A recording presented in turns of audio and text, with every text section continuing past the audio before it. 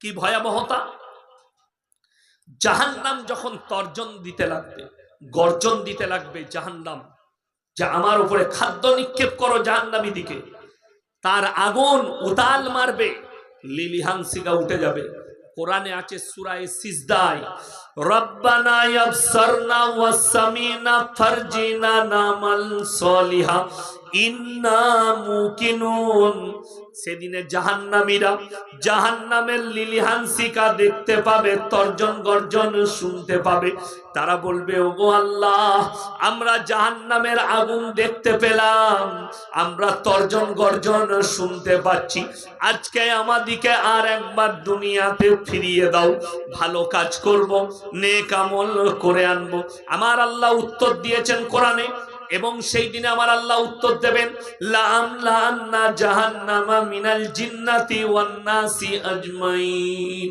আমি জিন এবং ইনসানকে জাহান্নামটা পরিপূর্ণ করব জিন এবং ইনসান দ্বারা। কোরআন এটা, সূরা সিজদা। আপনার চোখ দিয়ে পানি আসা দরকার। মানুষ সেদিনে দাঁড়িয়ে কাঁদবে আর বলবে, হায় আফসোস। কোরআনে আছে অপর জায়গায় 30 পারায়, তারা বলবে, আমরা যদি মানুষ না হয়ে ওয়ায়াকুলুল কাফিরু ইয়া লাইতানি কুনতু তুরাবা, আমরা যদি মানুষ না হয়ে মাটি হতাম, আমাদের জন্য কত মঙ্গল হতো। আজকে আমরা মানুষ, আমল করে আনতে পারিনি, সেদিনে জাহান্নামে প্রবেশ করবে। আমার প্রত্যেকটা দিনী ভাইকে অনুরোধ করব, সবাই নিয়ত করে নেন, আজ থেকে আমরা 5 ওয়াক্তের নামাজি হব। জোরে বলুন ইনশাআল্লাহ। 5 ওয়াক্তের নামাজি হতে হবে আপনাকে, কম্পালসারি। যার নামাজ নেই, নবীজি বললেন তার মধ্যে ইসলাম নেই। যার নামাজ নেই তার মধ্যে ইসলাম নেই। দুঃখের কথা, আমাদের সমাজের কিছু লোক নামাজ তো পড়েই না, তার সাথে সাথে সকালবেলায় চায়ের দোকানে, বিকেল বেলায় চায়ের দোকানে আড্ডা মারে। আর কি বলে জানেন, আমি নামাজ না পড়তে পারি কিন্তু ইমানটা আমারই ঠিক আছে। 8 পারা, পারা নম্বর 8, কত বললাম? 8। একবারই প্রথম পৃষ্ঠা, প্রথম আয়াত, কিসের? 8 পারা। ওয়ালাউ আন্নানা নাযালনা ইলাইহিমুল মালাইকা ওয়া কাল্লামাহুমুল মাউতা ওয়া হাশারনা আলাইহিম কুল্লা শাইইন কুমুলা মা কানু লিউমিনু ইল্লা আন ইয়াশা আল্লাহ ওয়ালাকিন্না আকতারাহুম ইয়াজহালুন। হে আমার নবী, বলে দাও, ওয়ালাউ আন্নানা নাযালনা ইলাইহিমুল মালাইকা। মালাইকা মানে হচ্ছে ফেরেশতা। কি বললাম? ফেরেশতা। যদি আমি আল্লাহ এদের কাছে ফেরেশতা পাঠাই, কাদের কাছে? যারা ঈমান আনেনি, যারা আমার আল্লাহকে বিশ্বাস করেনি, তাদের কাছে যদি আমি ফেরেশতা পাঠাই, ওয়া কাল্লামাহুমুল মাউতা, আর যারা মারা গেছে, কবরে চলে গেছে, তারা যদি ফিরে আসে, কবর থেকে উঠে চলে আসে, আর যদি তারা বলে, হে বাপ, আমরা তো চলে গেছি, কবরে আল্লাহ কঠিন আযাব রেখেছে, আমার আল্লাহকে বিশ্বাস করো, ভালো কাজ করো। কোরআনে আছে, তারপরেও যারা মানার নয় তারা কখনো মেনে নিবে না। যারা ঈমান আনার নয়, আনবে না। আগে চলুন। নবীজি সাল্লাল্লাহু আলাইহি সাল্লামের চাচা যান চলে গেলেন। যারা আমরা মনে মনে করছি মৌলবীকে 2 পয়সা দেবো, দোয়া করে দিবে, মৌলবীর দ্বারা, পীরের দ্বারা, অমুকের দ্বারা, এর দ্বারা আমরা পেরিয়ে যাব, তারা কান খুলে শুনে দলিলটা। আল্লাহ নবী সাল্লাল্লাহু আলাইহি সাল্লাম আল্লাহকে বললেন, কি বললেন? চাচা যান চলে যাওয়ার পরে, ওগো আল্লাহ, তুমি আমাকে যতদিন না নিষেধ করবে, আমি আমার চাচার জন্য কেঁদে কেঁদে ক্ষমা চাইব। নবীজির চাচা চলে গেছেন, নবীজি আল্লাহর কাছে ক্ষমা চাইছেন, আল্লাহ গো, ওটা আমার চাচা, আমার হিতাকাঙ্ক্ষী চাচা, যতদিন বেঁচে ছিল বলেছিল, শোনো হে আমার ভাইপো মুহাম্মদ, তুমি ইসলামের প্রচার করো, আমি বেঁচে থাকতে তোমার শরীরে কেউ হাত লাগাতে পারবে না। কিন্তু তারপরও সে কলমা পড়েনি। আল্লাহ নবী যখন দোয়া শুরু করলেন, তার জন্য আল্লাহর কাছে কাঁদতে লাগলেন, আমার চাচাকে আল্লাহ ক্ষমা করে দাও। আল্লাহ তাআলা জিবরিল আমিনকে পাঠালেন কোরআন নিয়ে, আমার নবীকে গিয়ে নসিহত করে এসো। এই আয়াতটা পৌঁছে দাও আমার নবীর কাছে। কি? মা কানা লিন নাবিয়্যি ওয়াল্লাযীনা আমানু আইয়াস্তাগফিরু লিল মুশরিকিন ওয়ালাউ কানু উলি কুরবা। হে আমার নবী এবং মুমিনরা শোনো, যারা মুশরিক হয়ে, বেঈমান, কাফের হয়ে, বদ্দিন হয়ে মারা গেছে, তাদের জন্য দোয়া করতে পাবে না যদিও তারা নিকটতম আত্মীয় হয়। নবীজির দোয়া বন্ধ হয়ে গেল, চাচার জন্য প্রার্থনা বন্ধ করলেন আল্লাহর নবী। আল্লাহ নিষেধ করে দিলেন। মুশরিক হয়ে মারা গেছে, বদ্দিন হয়ে, বেঈমান, কাফের হয়ে। অবাক লাগে, আপনার চাচা মারা গেছে, আপনার বাপ মারা গেছে, জীবনটা কাটিয়েছে সুদের ওপরে। আপনার সন্তান মারা গেছে, জীবন কাটিয়েছে মদের ফাঁটির ওপরে। জীবনে আল্লাহর ঘরে ঢুকেনি, জীবনে আল্লাহর রসুলের নাম নেয়নি, আর আপনি তার জন্য আশা করে আছেন মৌলবীকে দাওয়াত দিয়ে, মৌলবীদিকে ডেকে, মৌলবীর হাতে পয়সা দিয়ে, মৌলবীর দ্বারা দোয়া করিয়ে, আমি নামাজ পড়ে দোয়া করে জান্নাতে দেব। এই আশাটা আপনি ছেড়ে দেন, আর নিজেদিকে আমরা সবাই মুমিন বানাবো। জোরে বলুন ইনশাআল্লাহ। আপনি দেখুন, 5 ওয়াক্তের নামাজ পড়া ফরজ না ফরজ নয়? ফরজ। সবাই হাত তুলে বলুন, আজ থেকে 5 ওয়াক্তের নামাজি হবো ইনশাআল্লাহ। সবাই বলুন ইনশাআল্লাহ। 5 ওয়াক্তের নামাজি হতে হবে আপনাকে, কম্পালসারি। যার নামাজ নেই, নবীজি বললেন তার মধ্যে ইসলাম নেই। যার নামাজ নেই তার মধ্যে ইসলাম নেই। দুঃখের কথা, আমাদের সমাজের কিছু লোক নামাজ তো পড়েই না, তার সাথে সাথে সকালবেলায় চায়ের দোকানে, বিকেল বেলায় চায়ের দোকানে আড্ডা মারে। আর কি বলে জানেন? আমি নামাজ না পড়তে পারি কিন্তু ইমানটা আমারই ঠিক আছে। এরকম মাল আছে না নাই? এরকম গাঁদা লোক আছে যারা দাড়ি টুপিওয়ালা দিকে দেখে বলে, নামাজি দিকে, নামাজ আমি পড়ি না কিন্তু ইমানটা আমার ঠিকই আছে, আমি গায়ের ভালো লোক। তারা কান খুলে শুনেলেন, যাদের ভাষা এরকম, যাদের মনের নিয়ত এরকম, আমি নামাজ পড়ি না তো কি হয়েছে, রোজা রাখি না তো কি হয়েছে, কিন্তু আমি ভালো লোক, আমি ভদ্রলোক, আমি ইমানদার, তারা কান খুলে শুনেলেন। কিয়ামতের দিনে কোরআনে আছে, একটা রাস্তায় জান্নাতীরা চলবে আর একটা রাস্তায় জাহান্নামীরা জান্নাতের রাস্তায় যাবে, জাহান্নামীরা জাহান্নামের রাস্তায়। কোরআনে আছে জাহান্নামী দিকে জান্নাতীরা দাঁড় করাবে, কি বলে? ফি জান্নাতি ইয়াতাসাআলুনা আনিল মুজরিমিনা মা সালাকাকুম ফি সাকার। এই জাহান্নামী ভাইরা দাঁড়াও, দাঁড়াও। তোমরা বলতে আমরা ইমানদার, আমরা ভালো লোক, ভদ্রলোক, আজকে তোমরা সাকার নামক জাহান্নামে কেন যাচ্ছ? তাদের 1 নম্বর উত্তর কি আসবে জানেন? ক্বালু লাম নাকু মিনাল মুসাল্লিন, আমরা নামাজি মুসল্লিদের মধ্যে ছিলাম না। এটা 1 নম্বর, আমরা নামাজি ছিলাম না। ওয়ালাম নাকু নুতিমুল মিসকিন, এবং আমরা মিসকিনকে খানা খাওয়াইতাম না। ওয়া কুন্না নাখুদু মাল খাইদিন। এটা বড় প্যাথেটিক। যারা নামাজ পড়তে পারি না তারা আল্লাহর কাছে কাঁদবেন, আল্লাহ নামাজি বানিয়ে দাও, আল্লাহ আমাকে দিনদার বানাও। আমার জলসায় আছে। দুঃখটা কখন লাগে জানেন? আমাদের সমাজের লোক যে, আচ্ছা কোনো ব্যক্তি যদি শুধু নফল নামাজ পড়ে যায়, ফরজগুলো না পড়ে, কোনো কাজে লাগবে? কথা বলেন, কাজে লাগবে না। আমাদের দেশের অবস্থাটা তাই, ফরজ নামাজ পড়ে না কিন্তু নফল ছাড়ে না। আপনাকে দেখিয়ে দেবো, কোনোদিন নামাজ পড়ে না। আপনি বলুন, কোনো ব্যক্তি যদি জানাজার নামাজ গ্রামে আছে, তার কাজ পড়েছে, সে চলে গেছে, গুনাহ হবে? তার গুনাহ হবে না। জানাজার নামাজ কেউ ছেড়ে দিলে, সে যদি কাজে চলে যায়, গুনাহ নেই। কিন্তু কোনো ব্যক্তি যদি জেনে শুনে ফরজ নামাজ ছাড়ে, গুনাহ হবে না? হবে না। আপনাকে দেখিয়ে দেবো, গ্রামে মাইয়াত হয়েছে, জোহরের পরে জানাজার নামাজ হবে, জোহরের নামাজের পরে আমাদের দেশের বেনামাজিগুলো উজু করে গিয়ে দাঁড়িয়ে আছে জানাজার জায়গায়, নামাজ পড়ে না।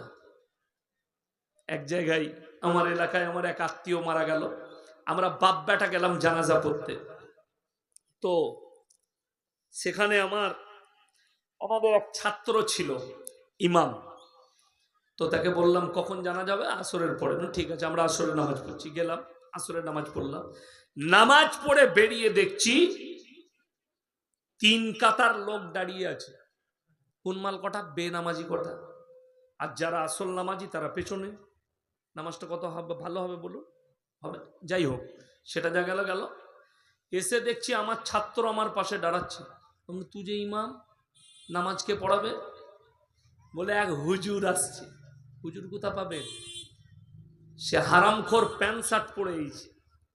বলছে কোন পীর সাহেবের ছেলে প্যান্ট শার্ট পরে। সে কিন্তু ফরজ নামাজ পড়েনি আজ আসরে। সেম আলু দাঁড়িয়ে ছিল সাইডে, মানে তার নামাজ নাই, বলছে মুখস্থ। যা বুঝে কর। আমি বললাম জানাজার নামাজটা গেল। আমার আব্বাজি বললে ঝামেলা করো না তুমি। আমাকে, আমার চাচা ছিল, চাচা বললে, আমার চাচা নামাজের পরই চিল্লিয়ে বলতে লাগলো, দাস নামাজই হলো না, যা সব বরবাদ হয়ে গেল, ইমাম সাহেব ফরজ নামাজ পড়ে নাই।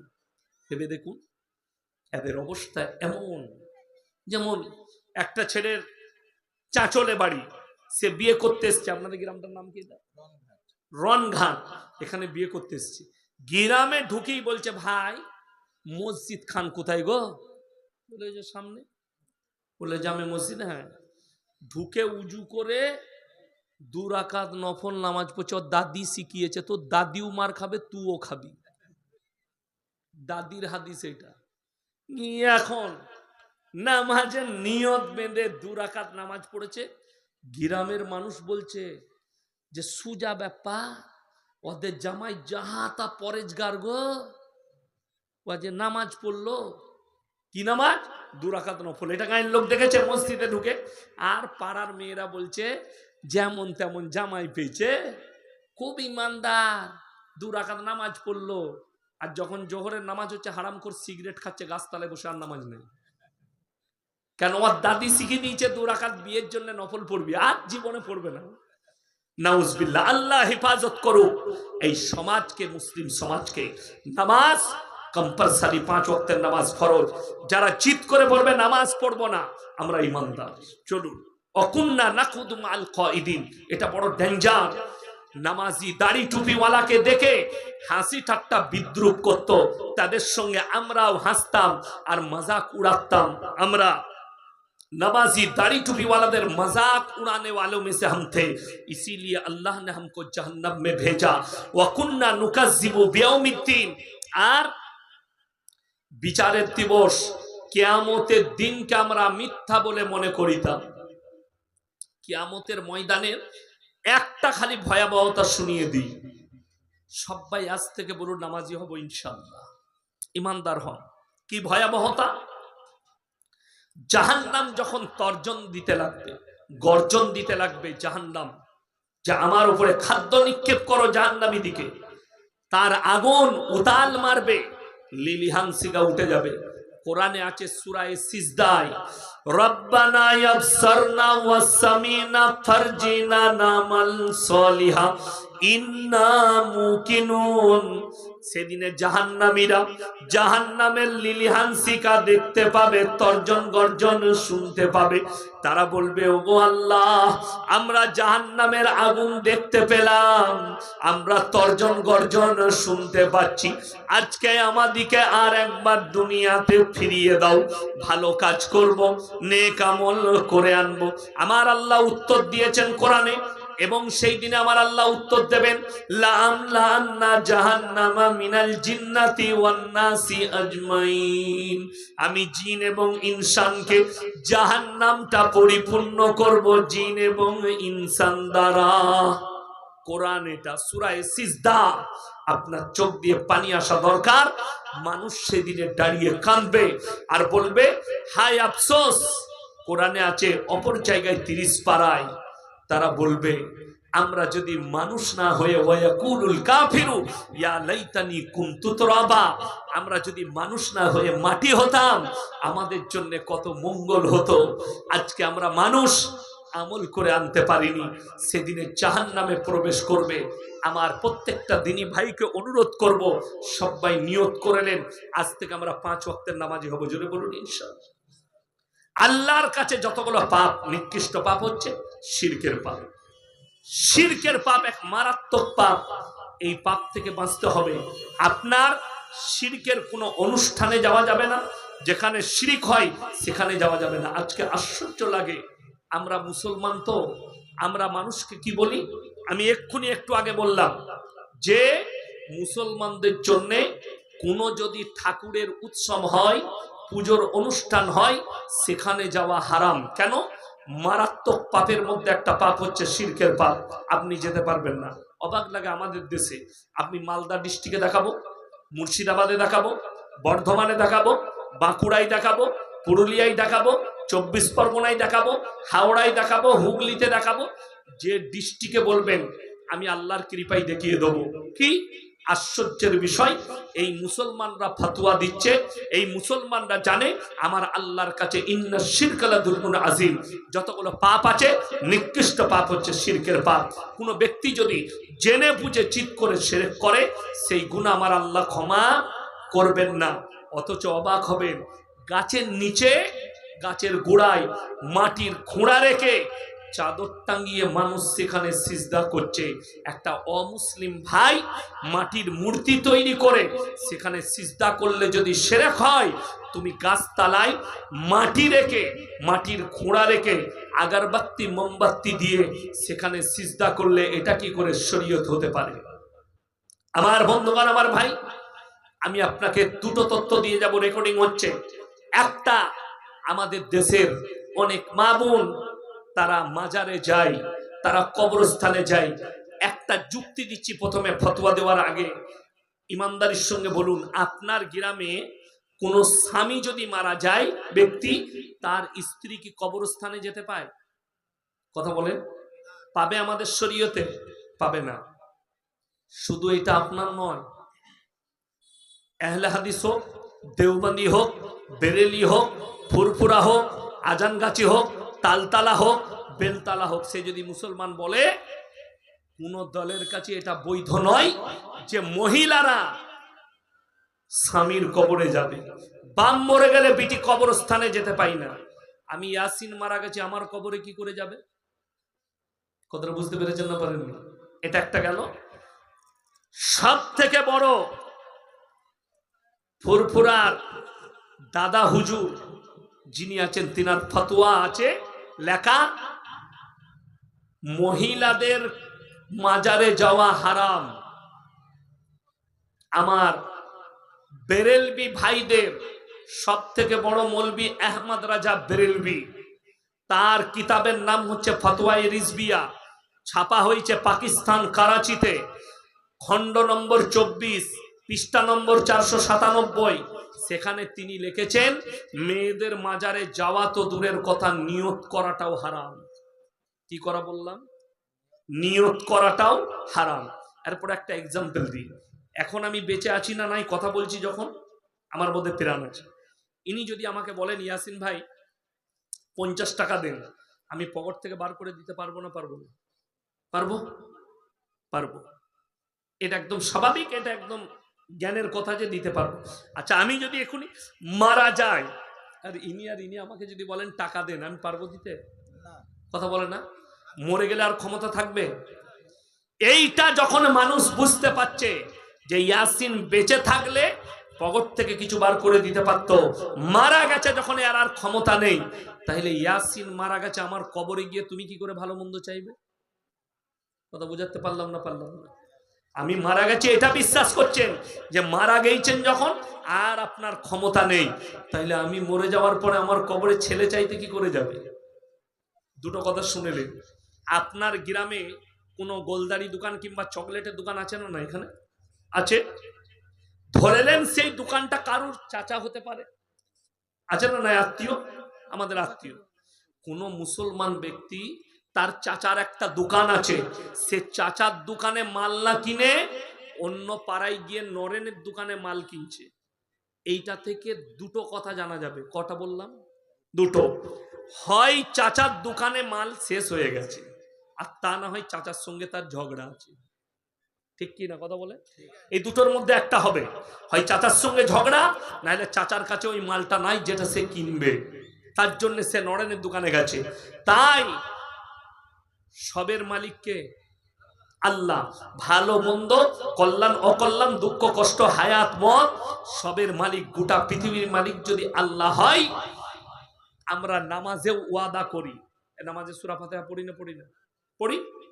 আমার সঙ্গে একবার পড়ুন তো, ইয়াকা নাবুদু ওয়া ইয়াকা নাস্তাইন।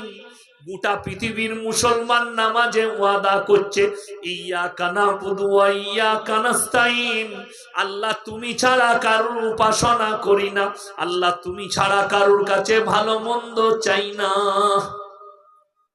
যদি এটা সত্য হয়, তুমি ওয়াদা করছো নামাজে, তাহলে গাছতলাটা কোথা থেকে এলো?